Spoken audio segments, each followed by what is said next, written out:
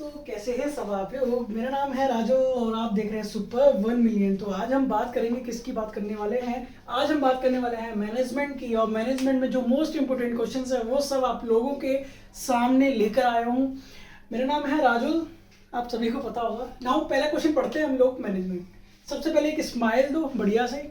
हाँ, अब लाइक मारो। लाइक जो है ऑप्शन आ रहा है लाइक का, उसे लाइक का ऑप्शन मारो। देन उसके बाद हम स्टार्ट करवाते हैं। चलिए ठीक है। नाउ मैनेजमेंट का पहला क्वेश्चन क्या कह रहा है। पहला क्वेश्चन ये है, एक्सटर्नल चेंजेस इंक्लूड।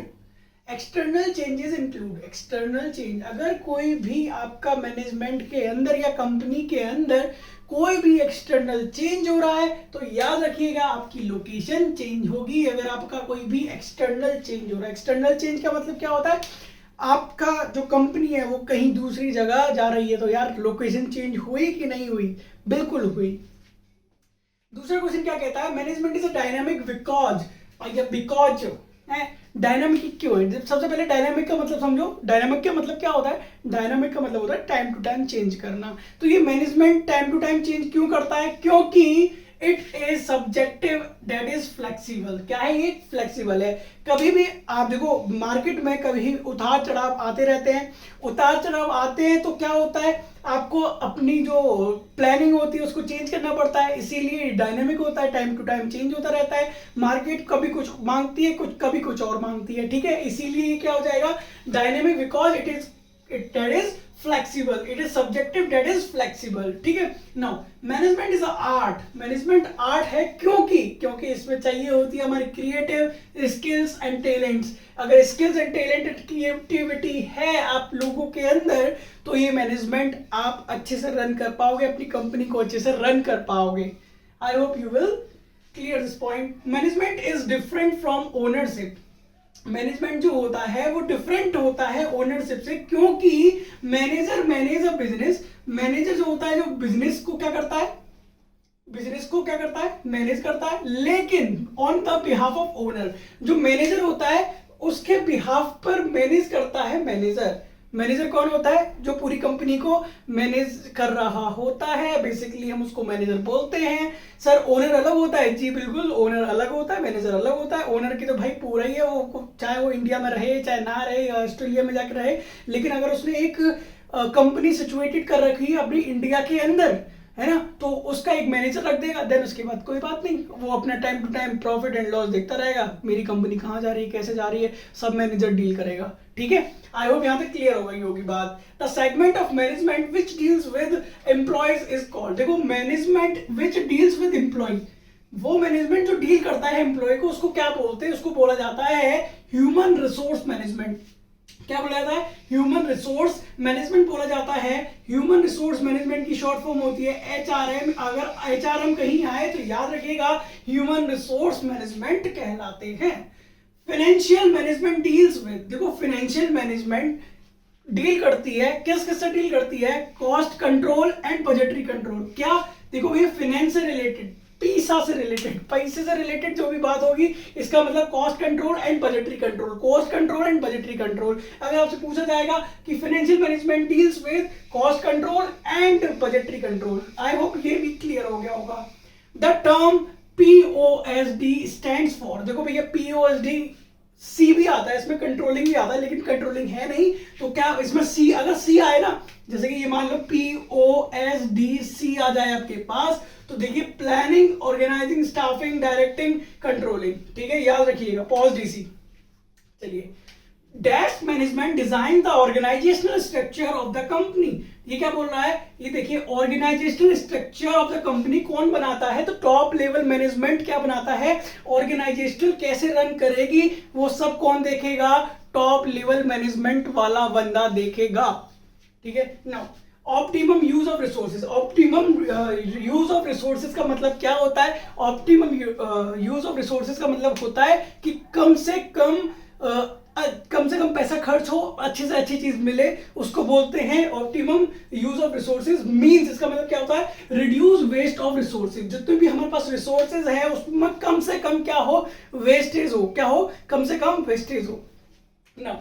स्ट्रेटेजिक और functional planning is done by, देखो भैया स्ट्रेटेजिक और फंक्शनल, मैंने अभी क्या बताया कि जितने भी फंक्शनल जितना भी काम होता है किसके बिना नहीं हो पाता, टॉप लेवल मैनेजमेंट आपको वो देगा, स्ट्रक्चर देगा कि ऐसे ऐसे होना है, वैसे वैसे होगा, किसको देगा, सबऑर्डिनेट किस में आते हैं, बॉटम मतलब मिडिल लेवल में आते हैं, देन सबसे नीचे कौन आता है, जो सुपर जो कहते हैं वर्कर जो होते हैं वो लोग कहाँ आते हैं, बिल्कुल बॉटम में, ठीक है, टॉप मिडिल एंड लोअर, ठीक है। Now what is the first steps of planning process, planning process का सबसे पहला स्टेप क्या है, प्लानिंग का प्रोसेस मतलब किसी भी चीज की हम प्लानिंग करते हैं उसका पहला स्टेप क्या है, तो याद रखिएगा आइडेंटिफिकेशन ऑफ द प्रॉब्लम। सबसे पहले हमें ये तो पता चले कि भाई प्लानिंग करने बैठ रहे हो, लेकिन किस चीज की प्लानिंग कर रहे हो, पहले उसको देख तो लो क्या प्लानिंग कर रहे हैं हम लोग, किस चीज की प्लानिंग करनी है हम लोगों को।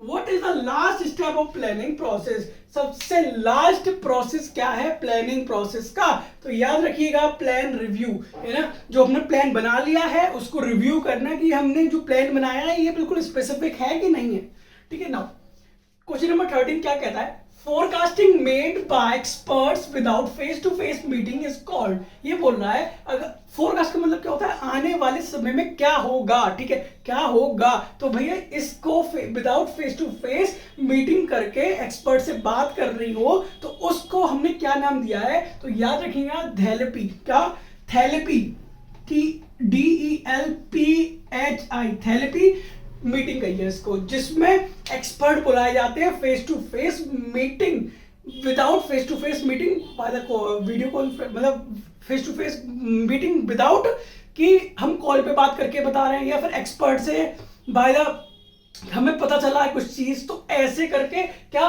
उसको क्या बोलते हैं, उस मीटिंग को बोलते हैं थैलेपी मीटिंग, क्या बोलते हैं थैलेपी मीटिंग।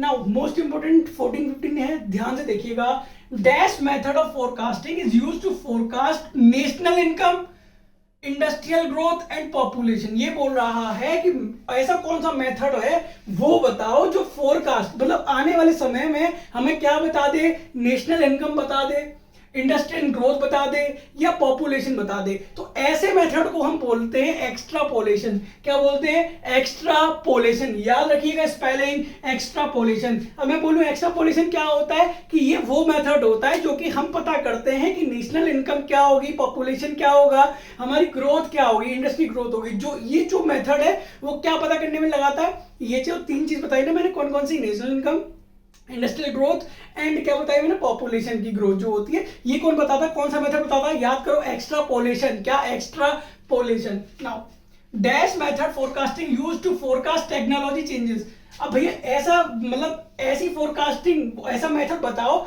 जो हमें क्या बताए, फोरकास्ट टेक्नोलॉजी चेंजेस, मतलब आने वाले समय में टेक्नोलॉजी कितनी चेंज हो जाएगी, ये सब पता करने के लिए कौन सा मेथड लगता है, तो याद रखिएगा मॉर्फोलॉजिकल, क्या मॉर्फोलॉजिकल, क्या बोला मैंने मॉर्फोलॉजिकल मेथड, याद हो गया।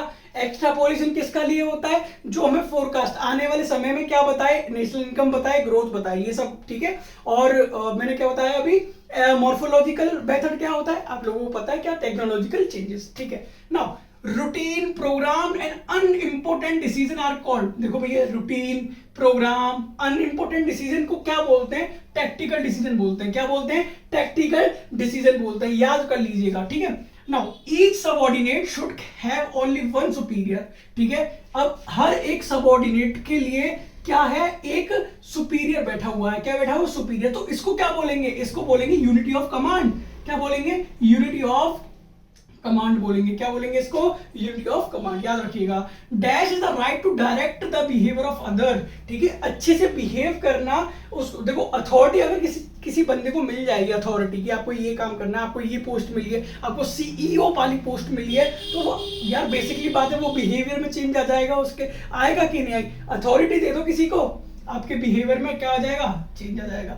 What is the purpose granting a person authority, ठीक है, ये बोल रहा है what is the purpose, purpose क्या होता है पर्सन को अथॉरिटी देने का, it enables him to take function effectively, जो अपना काम है किसी को अथॉरिटी दे दी वो अपना काम है ना इफेक्टिवली करेगा ताकि मुझे और ज्यादा प्रमोशन मिले, इससे मैं और आगे जाऊंगा, मेरी सैलरी डबल हो जाएगी, तो वो क्या हो जाएगा फंक्शनल इफेक्टिवली।